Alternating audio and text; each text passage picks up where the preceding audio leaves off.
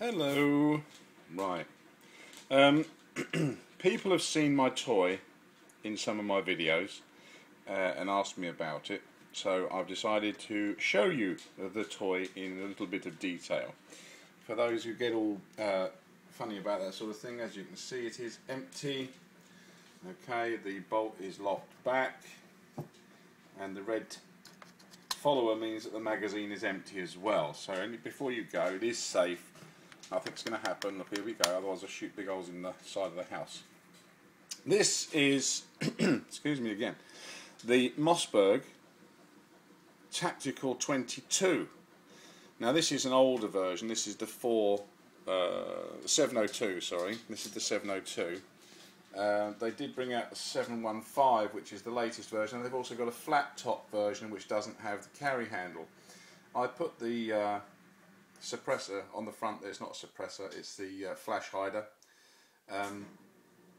I trimmed down the stock section here because when it comes as standard it comes right up to here somewhere, and it looked really out of place. It looked out of proportion, as they say, and I'm a bit funny that way, so I wanted it to look more like an M4, so I trimmed it all down and put the rail covers on it, so it now looks like this. It does have the ATI sliding stock on it, okay, so you can adjust the stock. And on the back, there we go, it's got the rubber US Army butt pad, which slips over, so you don't have to chop the thing.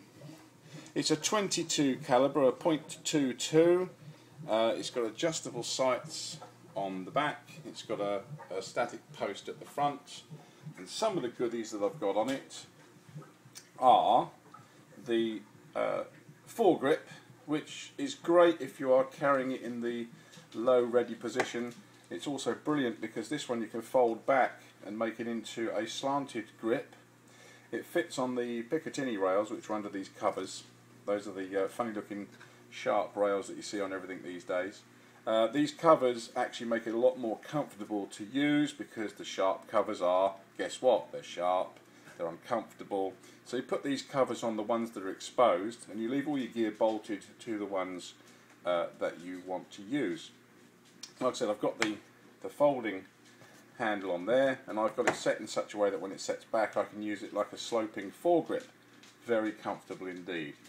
It takes either a 10 round magazine, which just sits in here, or a bizarre looking 25 round magazine, which is essentially the 10 round magazine stuffed into a fake full-size magazine which holds another 20 shots. Now, yes, 25, I usually load it up to about 20 because it does not feed very well if you try and push it in and get all the bullets in there. It's just ridiculous. You might as well just leave it at 20 and have a gun that feeds reasonably well. I'm using bulk ammunition, which is the cheap Winchester stuff.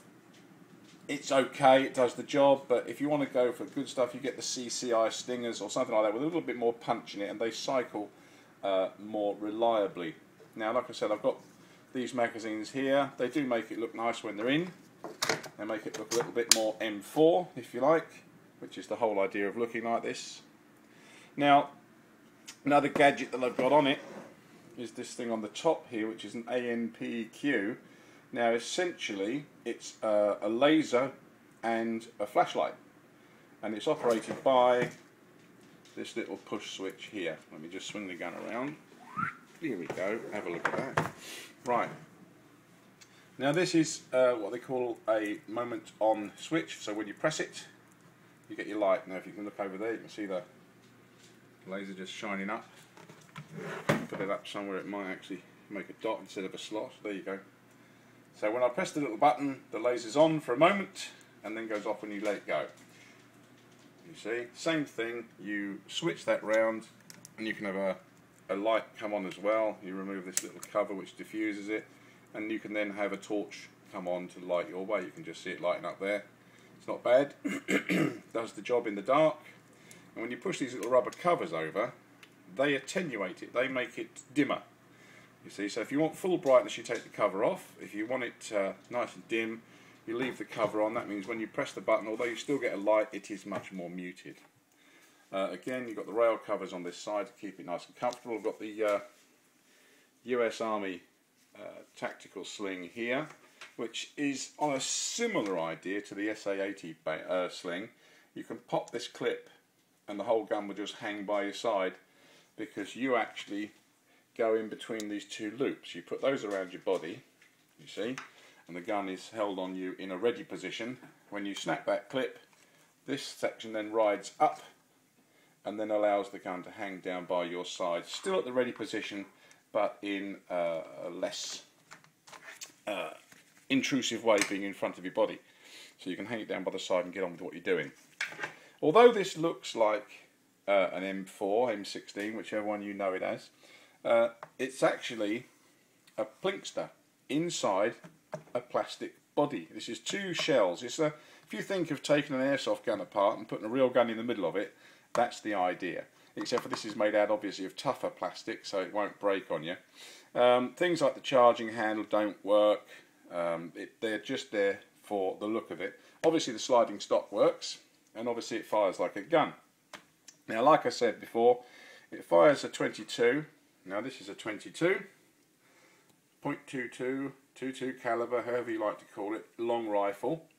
Now, it is a very small round. If you look at it next to my, oh my god, it's run away from me, hang on a sec. Don't you love one-handed filming?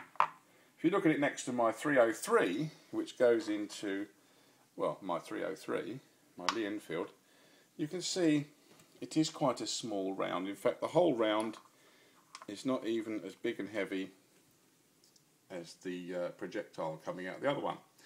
Now, don't be fooled. Although this one here looks big and dangerous because it is big and dangerous, this little one is dangerous too. Alright? Everyone sits out there and they say, oh, the 22, oh, it's so poor, it's just like an air gun, it's rubbish, it's rubbish. Yeah, okay. You want to be stupid? Stand in front of it. You want to be stupid? Be stupid with the gun, see how you kill. This is quite capable, with a well-aimed shot, of taking down something like a deer. Alright, I wouldn't recommend it, but if you are a reasonably good shot and you get in nice and close, you can take down a deer with that little tiny bullet. Okay? Equally, you can take down a person. This is why I say don't be stupid. Alright? Just because it's a small 22 and it makes a crack instead of a bang, alright? Don't be silly. It's still a projectile, it's still a bullet, and it's still coming out bloody quick. So, this is the one that I take with me when I'm mooching around places. It is what they call non-restricted in Canada, which means anyone with a long gun licence can own it. There are other ones out there which look almost identical, but they are restricted, which means that you have to have a special licence for them, and you can't take them everywhere. You have to have an authority to transport from the police. Quite why we've never worked out. They fire the same bullet, they look the same, but they are the ones with the split receiver here, just like the proper AR, and they reckon that makes them even more dangerous, but who knows. Some of the gun laws are a bit silly. But there you are. That's a close-up of my favourite toy. I wish they did better magazines. That's the only thing that I don't really like about it. If you get a dodgy magazine, it won't feed properly, you'll end up with jams. But, having said that, I have fired hundreds of rounds through it and only had 20 or 30 feed jams, so I suppose that's a pretty good average. The stock is nice. That means you can collapse that right down, so if you want to put it somewhere compact, you just press the button and slide the stock in. Also, if you have different sized shooters, like I said, you just press that. It's got about 6 positions on it. Sorry, it's a slippery surface here. Slippery surface. So you press that and it will slide up. The rubber butt pad, brilliant. And in behind the butt pad, I won't bother showing you now because you can't see anything. This is a hollow tube.